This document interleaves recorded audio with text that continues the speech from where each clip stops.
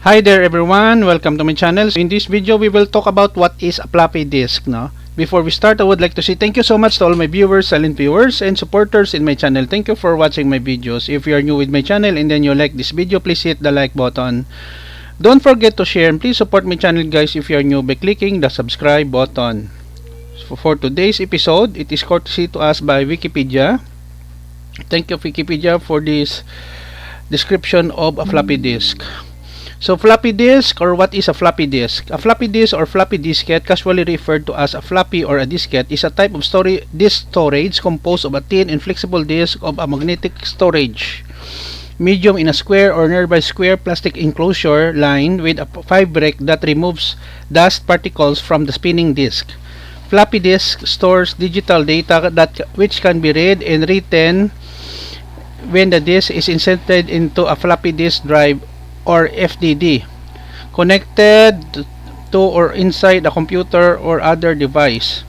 The first floppy disk invented by IBM or International Business Machine had a disk diameter of 8 inches or 203.22 millimeters. Subsequently, the 5.5 inch and then the 3.5 inch became an ubiquitous form of data storage and transfer into the first years of the 21st century. The 3.5 inch floppy disk can still be used with an external USB floppy disk drive. USB drives for 5 1/4 inch or 8 inch and other size floppy disk are rare to non-existent. Some individuals and organizations continue to use older equipment to read or transfer data from floppy disks.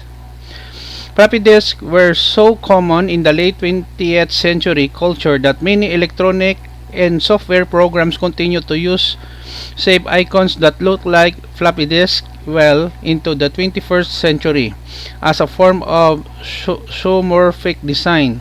While floppy disk drives still have some limited uses, especially with legacy industrial computer equipment, they have been superseded by data storage methods with much greater data storage capacity and data transfer speed, such as USB flash drives, memory cards, optical disks, and storage available through local computer networks and cloud storage.